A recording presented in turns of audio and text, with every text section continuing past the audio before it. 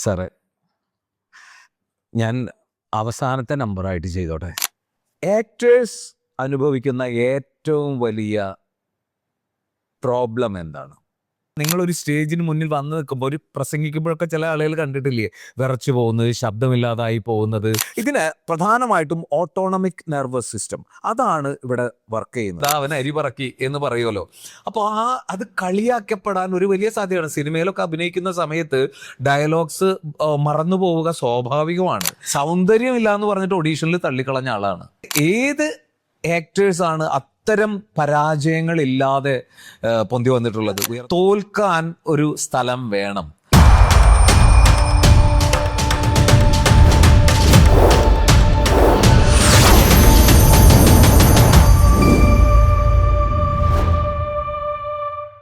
സാറേ, ഞാൻ അവസാനത്തെ നമ്പറായിട്ട് ചെയ്തോട്ടെ.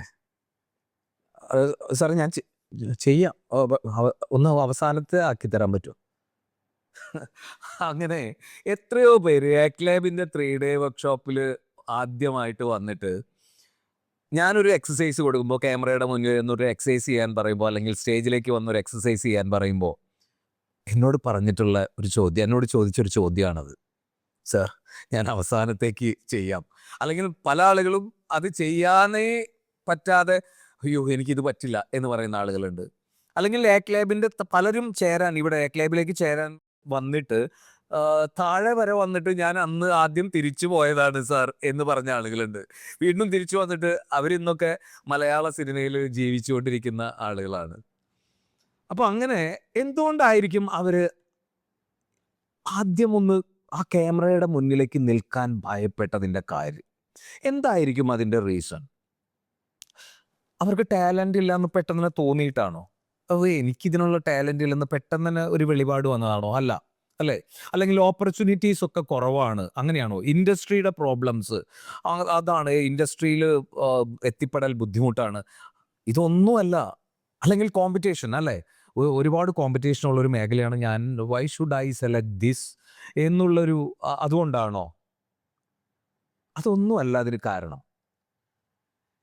ആക്ടേഴ്സ് അനുഭവിക്കുന്ന ഏറ്റവും വലിയ പ്രോബ്ലം എന്താണ്? What is the real problem actors face?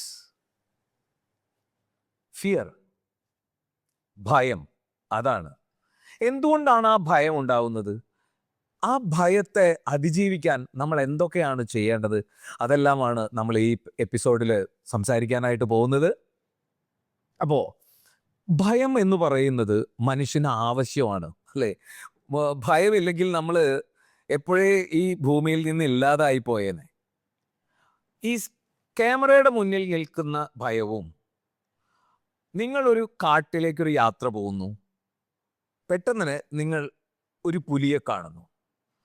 ആ പുലിയെ കാണുമ്പോൾ നിങ്ങൾക്കുണ്ടാവുന്ന ഭയവും ഒരേ ഭയമാണ്.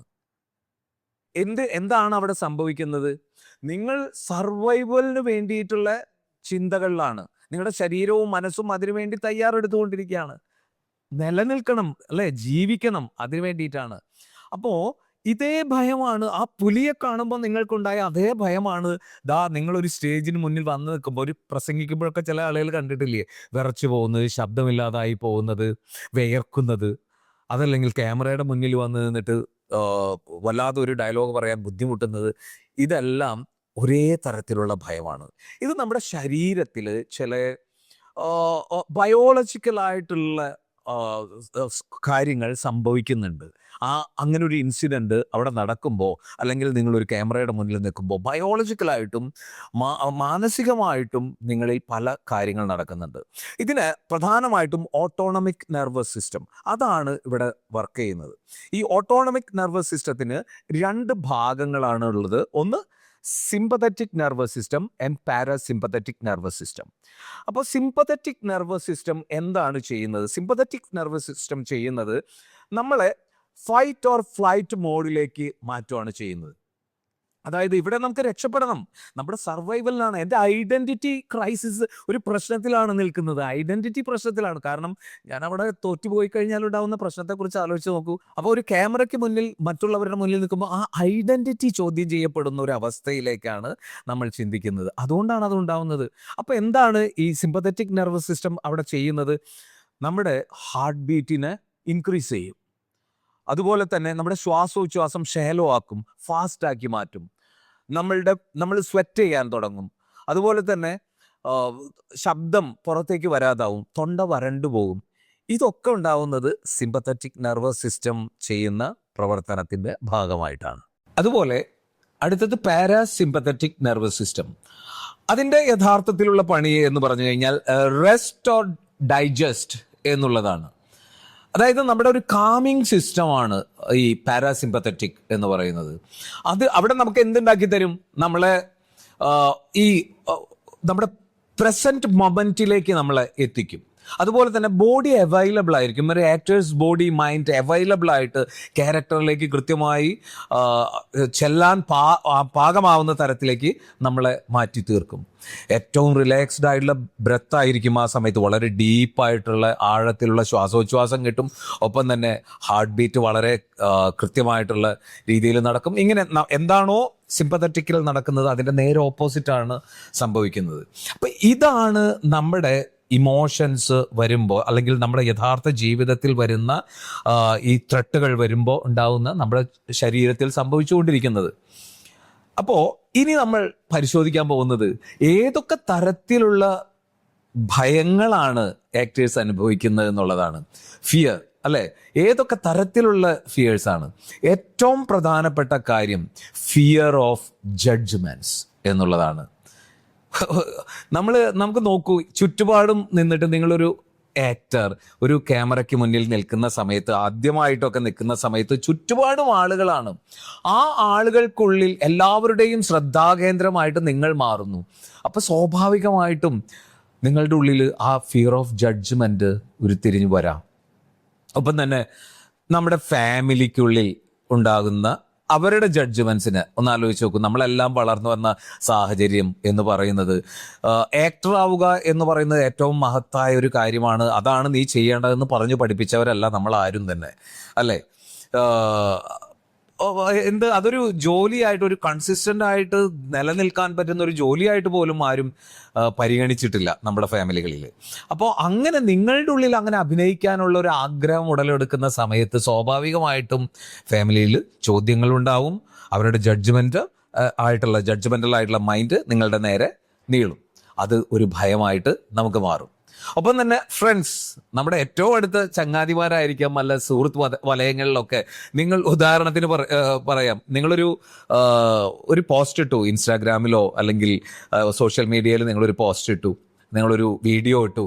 അപ്പോഴേക്കും അടിയിൽ കമൻറ്റ് വരും, അല്ലേ? ഓ, ലവനാണ് നമ്മ പറഞ്ഞ നടൻ എന്ന് പറഞ്ഞിട്ട് കമൻറ്റുകൾ വരാൻ തുടങ്ങും. ഇതൊക്കെ എത്രയോ നമ്മൾ അനുഭവിച്ചു കൊണ്ടിരിക്കുകയാണ്, ഈ കളിയാക്കലുകൾ. അത് അവർ ബോധപൂർവം അങ്ങനെ കളിയാക്കണം എന്ന് അവർ ജസ്റ്റ് ഫൺ ആയിരിക്കും അവർക്ക്. പക്ഷെ നമ്മളെ സംബന്ധിച്ചിടത്തോളം അതല്ല. പിന്നെ അത് ഒരു ഭയമായി മാറുമോ, എനിക്കിതിന് സാധ്യതയില്ല എന്നുള്ളൊരു ഭയത്തിലേക്ക് നമുക്ക് മാറാം. അപ്പോൾ അതുപോലെ തന്നെ നമ്മൾ പബ്ലിക്കലി റിഡിക്യൂളായി മാറുന്ന ഒരവസ്ഥയുണ്ടാവും ചില സമയത്ത്. അതായത് നിങ്ങൾ ഉദാഹരണം പറഞ്ഞു കഴിഞ്ഞാൽ, അഴകിയ രാവണനിലെ ഇന്നസെന്റിനെ അരി പറക്കുന്നത്, അത് ഇപ്പോൾ എല്ലാവരും പറഞ്ഞുകൊണ്ടിരിക്കുന്നത് അവൻ അരി പറക്കി എന്ന് പറയുമല്ലോ. അപ്പോൾ അത് കളിയാക്കപ്പെടാൻ ഒരു വലിയ സാധ്യതയാണ്. സിനിമയിലൊക്കെ അഭിനയിക്കുന്ന സമയത്ത് ഡയലോഗ്സ് മറന്നു പോവുക സ്വാഭാവികമാണ്. അങ്ങനെ മറന്നു പോകുന്ന സമയത്ത് നമ്മളെ പലരും ഇതുപോലെ ഒരു ഫൂളിഷ് ആണ് നീ എന്നുള്ള രീതിയിൽ പറഞ്ഞിരിക്കാം. അങ്ങനെ പല മുറിവുകളും നമ്മുടെ ഉള്ളിലേക്ക് കയറാനുള്ള സാധ്യതയുണ്ട്. അതൊരു ഭയമായിട്ട് പിന്നെ നമ്മളെ വേട്ടയാടാനായിട്ട് തുടങ്ങും. അപ്പോൾ പക്ഷേ നിങ്ങൾ ആലോചിച്ച് നോക്കൂ, നമ്മൾ ഒരു ആക്ടർ ആവുക എന്ന് പറയുന്നത് തന്നെ പബ്ലിക്കിന് മുന്നിൽ എക്സ്പോസ്ഡ് ആവുക എന്നുള്ളത് തന്നെയാണ് അർത്ഥം. Acting demands visibility. And that visibility triggers vulnerability.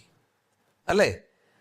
ആ സ്വാഭാവികമായിട്ടും ആ വിസിബിലിറ്റി ഉണ്ടാവണമെങ്കിൽ നമുക്ക് അവിടെ ചെന്ന് നിൽക്കുക തന്നെ വേണം. ആ ക്യാമറയ്ക്ക് മുന്നിലോ മറ്റു മനുഷ്യരുടെ മുന്നിലോ നമ്മൾ നിൽക്കുക തന്നെ വേണം. ഗ്രേറ്റ് ആക്ടേഴ്സിനെ എടുത്ത് നോക്കൂ. നമ്മളൊക്കെ വിചാരിക്കുന്നത് എന്താ വെച്ചാൽ, എനിക്ക് എൻ്റെ കഴിവുകേടാണ് ഈ ഉണ്ടാകുന്ന പ്രശ്നങ്ങളെല്ലാം, എൻ്റെ ഭയം എൻ്റെ കഴിവുകേടാണെന്നാണ് വിചാരിക്കുന്നത്. അല്ല, തുടക്കക്കാരായിട്ടുള്ള ആളുകളിലെല്ലാം ഉണ്ടാവുന്ന ഒരു പ്രശ്നമാണിത്. ഗ്രേറ്റ് ആക്ടേഴ്സ് ലൈക്ക് നോക്കൂ, അമിതാഭ് ബച്ചനെ നോക്കൂ. അമിതാഭ് ബച്ചൻ അദ്ദേഹത്തിന്റെ തുടക്കത്തിൽ ഓൾ ഇന്ത്യ റേഡിയോയുടെ ഒഡീഷനിൽ, അതായത് ശബ്ദ പരിശോധന ടെസ്റ്റിൽ ഫെയിലായ ഒരു മനുഷ്യനാണ്. ഇന്ന് ലോകത്തെ തന്നെ ഏറ്റവും മനോഹരമായുള്ള ശബ്ദത്തിന്റെ ഉടമ എന്നുള്ള പേരിൽ അറിയപ്പെടുന്ന ഒരാളാണ് അമിതാഭ് ബച്ചൻ. എന്നിട്ട് അദ്ദേഹം അങ്ങനെ ഫെയിലായുള്ള ഒരാളാണ്. ഇപ്പോൾ മെറിൽ സ്ട്രീപ്പ് സൗന്ദര്യമില്ല എന്ന് പറഞ്ഞിട്ട് ഒഡീഷനിൽ തള്ളിക്കളഞ്ഞ ആളാണ്. ലോകത്തെ ഏറ്റവും കൂടുതൽ ഇപ്പോൾ ഓസ്കാർ നോമിനേഷൻ കിട്ടിയിട്ടുള്ള ആക്ടേഴ്സിൽ ഒരാളാണ് മെറിൽ സ്ട്രീപ്പ്. അപ്പം അങ്ങനെ ഏത് ആക്ടേഴ്സാണ് അത്തരം പരാജയങ്ങളില്ലാതെ പൊന്തി വന്നിട്ടുള്ളത്, ഉയർന്നു വന്നിട്ടുള്ളത്? പരാജയങ്ങൾ അതിൻ്റെ ഭാഗമാണ് എന്ന് മനസ്സിലാക്കാൻ ഉള്ള മനസ്സ് ഉണ്ടാക്കിയെടുക്കുക എന്നുള്ളതാണ്. അതുകൊണ്ടാണ് ഞാൻ ആക്ട് ലാബിലേക്ക് കടന്നു വരുമ്പോൾ, ആക്ട് ലാബിൻ്റെ ആ പടികളിൽ അവിടെ ചുമരിൽ ഒട്ടിച്ചു വെച്ചിട്ടുള്ള കുറച്ച് വാക്കുകളുണ്ട്. അതിൽ പ്രധാനമായിട്ടും ഇതാ എഴുതിയിട്ടുള്ളത്: this is the place to fail എന്ന്. നമുക്ക് തോൽക്കാൻ ഒരു സ്ഥലം വേണം, അതിനുള്ള അവസരം ഉണ്ടാവണം, അല്ലേ? അതിനുള്ള ഓപ്പർച്യൂണിറ്റി, ഒന്ന് ഫെയിൽ ആവാനുള്ള ഓപ്പർച്യൂണിറ്റി ഉണ്ടാവണം. പക്ഷെ ഫെയിലിയർ എന്തോ അപകടകരമായ കാര്യമാണെന്ന് നമ്മൾ ധരിച്ച് വശമായിട്ടുള്ളവരാണ്. അതുകൊണ്ടാണ് നമുക്കതിൻ്റെ പ്രോബ്ലം. തോൽക്കാൻ പറ്റാതിരിക്കുന്ന ഒരു മനസ്സ്. തോൽക്കട്ടെ, എന്നിട്ട് വിജയിക്കട്ടെ. പല തവണ വീണ് തന്നെയാണ് നമ്മൾ നടക്കാനായിട്ട് പഠിച്ചത്. അതുപോലെ ആ വീഴ്ച ഒരിക്കലും പരാജയമായിട്ട് കരുതാതിരിക്കുക എന്നുള്ളതാണ് ഏറ്റവും പ്രധാനപ്പെട്ട കാര്യം. അപ്പോൾ if you want to be seen, you must be willing to express your self, expose your self, അല്ലേ? അതല്ലാതെ ഞാൻ വീട്ടിലിരിക്കും, അല്ലാതെ എനിക്ക് ആക്ടർ ആവണമെന്ന് ആഗ്രഹമുണ്ട്, പക്ഷെ ഞാൻ എവിടെയും വന്ന് മറ്റൊരാളുടെ മുന്നിൽ ഒരു നിൽക്കാൻ ഞാൻ തയ്യാറാവില്ല, ആക്ട് ചെയ്യാൻ തയ്യാറാവില്ല എന്ന് പറഞ്ഞാൽ കേവലം സ്വപ്നങ്ങൾ മാത്രം കണ്ട് ഇരിക്കുന്ന ആളുകളായിട്ട് നമ്മൾ മാറും. നോക്കൂ, നിങ്ങളൊരു ക്യാമറയുടെ മുന്നിൽ നിൽക്കുന്ന സമയത്ത്, അല്ലെങ്കിൽ നിങ്ങളൊരു സ്റ്റേജിൽ വന്ന് നിൽക്കുന്ന സമയത്ത്, നിങ്ങൾ ലോകത്തോട് പറയാണ് ദിസ് ഈസ് മീ എന്ന് ധൈര്യത്തോട് കൂടിയിട്ട്. ആ കറേജ് ആണ് നിങ്ങളെ എന്തിലേക്ക് കൊണ്ടുപോകുന്നത്? നിങ്ങളെ അടുത്ത സ്റ്റെപ്പ് വെക്കാൻ പ്രാപ്തമാക്കുന്നത്. അല്ലെങ്കിൽ നമ്മൾ കേവലം സ്വപ്നാടകരായിട്ട്, സ്വപ്നജീവികളായിട്ട് അവസാനിക്കും. ചെയ്യാനുള്ള കരുത്ത്, അതുണ്ടാക്കുന്ന ആ ധൈര്യം, കറേജ്, അതാണ് ഒരു ആക്ടറിൽ ഉണ്ടായി വരേണ്ടത്. ആ ധൈര്യം നിങ്ങൾ ഉണ്ടായി വരുന്നതോടുകൂടിയാണ് യെസ്, എത്രത്തോളം പരാജയപ്പെട്ടാലും അടുത്തതിലേക്ക് അടുത്ത കാൽവെപ്പ് ഞാൻ ചെയ്തിരിക്കും എന്ന് തീരുമാനിക്കുക.